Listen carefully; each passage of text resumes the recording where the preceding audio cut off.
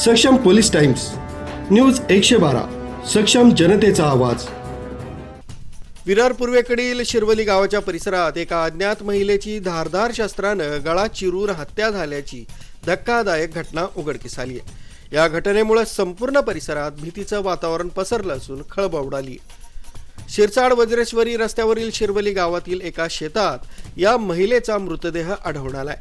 मृत महिला साधारण 25 ते 30 वर्षे वयाची आहे। मारेकऱ्यानं धारदार शस्त्रानं तिचा गळा चिरला असून डोक्यालाही गंभीर दुखापत झाली।